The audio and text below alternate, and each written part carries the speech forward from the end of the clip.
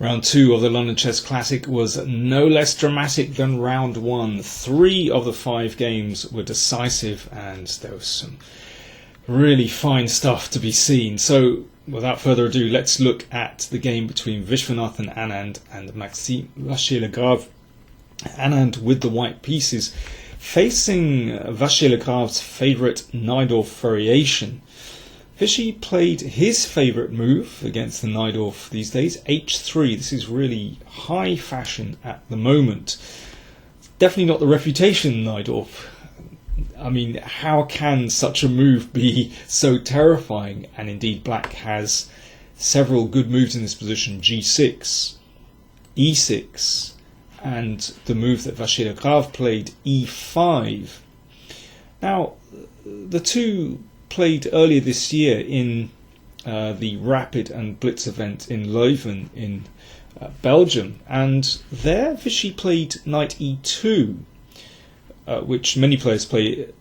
This knight often spins around to g3, h5 prevents g4, and then Vichy played in quite a positional way. Exchanging off a pair of knights means that this knight now wants to try to get in on d5. Now this is quite a positional struggle, fighting for control of d5. I'm sure black is okay here. In fact, Vichy won this game, but he chose not to play in that way in round 2. He played knight b3, and then bishop e6, and now f4. So this game is much sharper, and I think a very interesting choice from Anand. And here, I mean, this position's been seen before, and well, the move I quite like here for black is to play bishop e7. Now that tempts white to push on, and then the bishop either goes back to c8. I know this looks like a complete waste of time for black, but the idea is that it will now reroute with b5 and bishop b7, and because the pawn is advanced, this pawn on e4 can't be protected by a pawn, and in that way black gets counterplay. But of course it's a very sharp position.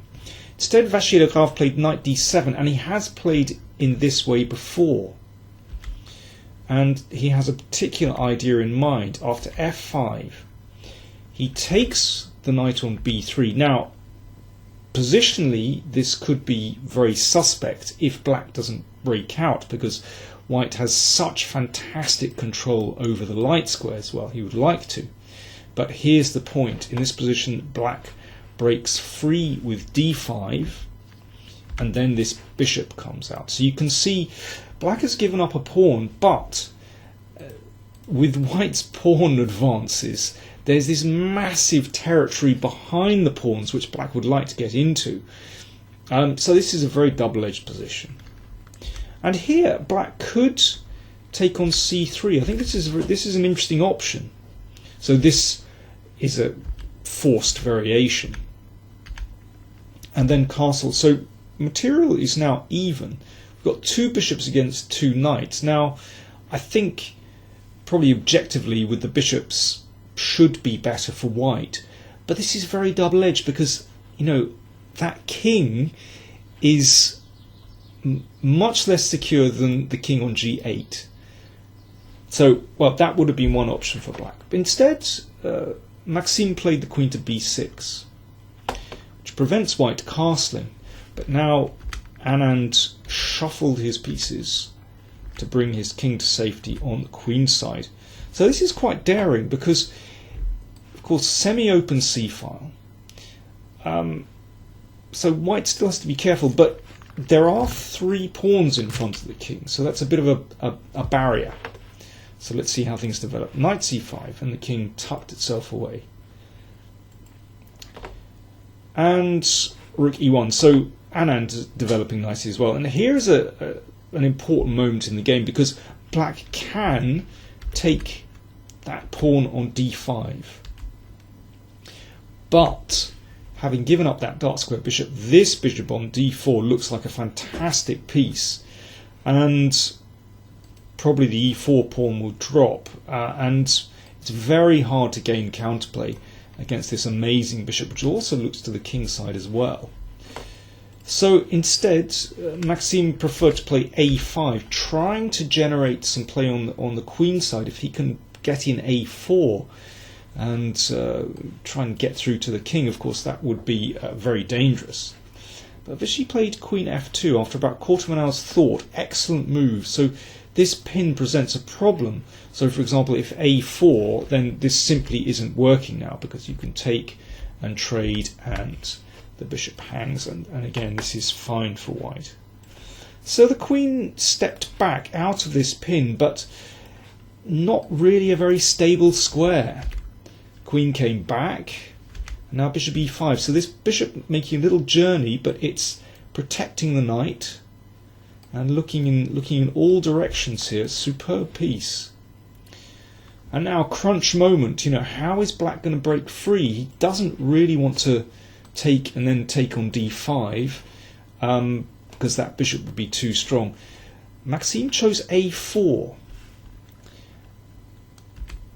and only then took on c3 and took on d5. So what he wants now is, so obviously there's a threat here, and if bishop d4, then queen b4, and this is really what he wants, because suddenly this is vulnerable. The queen is looking a bit, very, very dangerous indeed next to the king. But here Anand had prepared an excellent counter. He sacrificed the exchange, rook takes knight, and then took on e4. Now obviously there's still a pin here, that can't be taken because of the queen. So it means that white ends up with 2 bishops, and he has 2 pawns and 2 bishops. So this is very good. I think it's a very good trade that Anand made. And here another very clear-eyed decision from Anand. He still has to be very careful about counterplay with knight a4. So he played queen e2. Didn't think very long over that one. He'd obviously prepared this in advance. So he's just cutting out the danger with this queen exchange. And, well, black could possibly avoid this, but, well, I think exchanging isn't bad. But it's here that Maxime made a mistake. He should probably just trade and play the rook c6. Now this prevents doubling on the c file, means that after rook e7 the rook can drop back to counter, and it means that if the bishop moves, then of course the pawn here is vulnerable. So this slows white down, but there's no doubt about it, white has the better chances here. He has 2 pawns and a bishop for the rook, and perhaps if he can bring his king up the board and slowly try to advance his pawns. In the meantime, these pawns really cramp black on the other side of the board as well. White is better, but that's still hard work to win. Instead, a blunder from Maxime. He played rook d1 check. Now, normally if you're the exchange up, it's a very good idea to try and trade rooks, which is what he's doing here. And then he played rook c1, thinking should be good, should be, give black decent counterplay, but he missed a tactic. First bishop f3 and bishop takes b7. This is actually a very well known motif. And here the Frenchman resigned, because if knight takes bishop, then a6, and that pawn is going through. Let's just see this. If rook here, pawn takes rook here, and the killer move bishop e5, winning. So after bishop b7 he resigned. Well, what a smooth game from Anand, and it reminds me rather of his form when he won the candidates tournament in Khanty-Mansiysk in 2014. Very correct, but taking his chances when he could. And as Maxime said after the game, it's never pleasant to get out-prepared and outplayed so convincingly. Well, very, very gracious loser. But well played to Anand. Let me quickly take you through the other 2 games. First of all, Wesley So against Michael Adams. Wesley So with the white pieces. He's got 2 bishops. He's got a beautiful mobile kingside pawn majority, 4 against 3. Difficult position for black. But Mickey, I'm afraid, made it worse with knight c7. Looks like an innocuous move, but after f5, black's in huge trouble. If the queen drops back, the pawns roll forwards. That's not nice. I mean, black's king is in huge trouble now. Mickey played queen g5, but after this, hitting the knight, suddenly he's in huge trouble. If the knight drops back, then the queen is trapped. So if the queen comes, for example, to h5, then bishop d1, and if it goes back to f6, then e5 wins the queen. So after bishop e5, he played knight e6. Of course, this was taken, and if queen takes, then queen check and checkmate. So a very convincing victory for Wesley So, who has 2 out of 2 in the tournament. And let me just take you to the end of Topalov against Caruana. This was an unbelievable game with the advantage swinging back and forth between the players. Topalov, I wouldn't describe him as a stable player. He's very ambitious and not afraid to complicate. Here you can see Topalov with the white pieces, beautiful pawn on g7, but Fabi is fighting back with a pawn on d3 and active queen. And maybe the most important point here is that the king on a7 is more secure than the king on f1. But still, I mean, all bets are off in this position. Black played d4.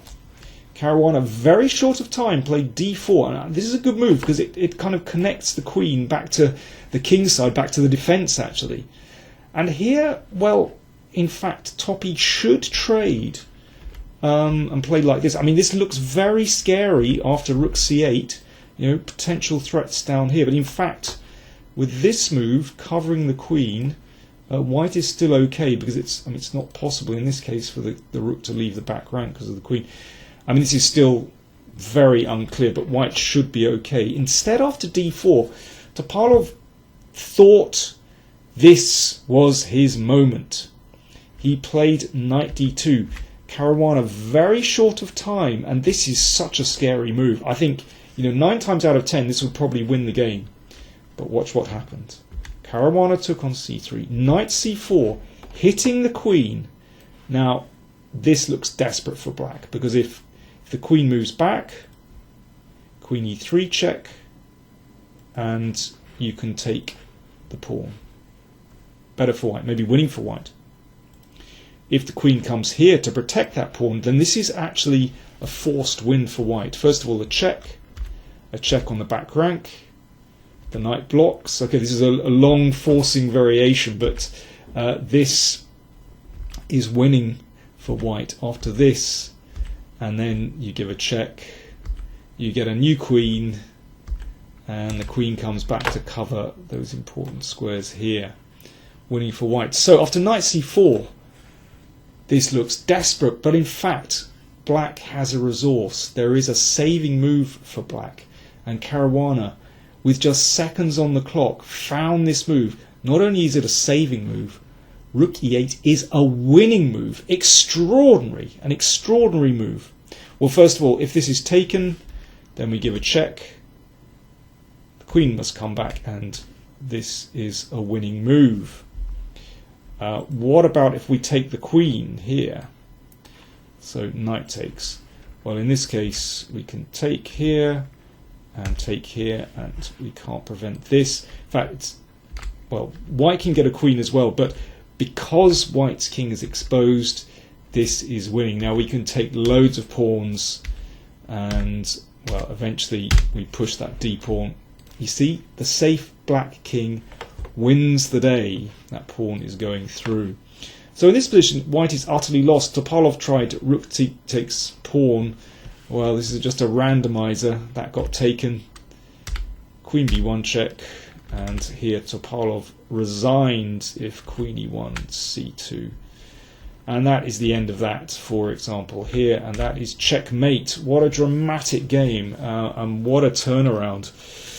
So there we go. After 2 rounds, Wesley So is the only player on 2 out of 2, and with that victory, he actually brings his live rating over the 2800 mark. He is having a great year. See you for round 3.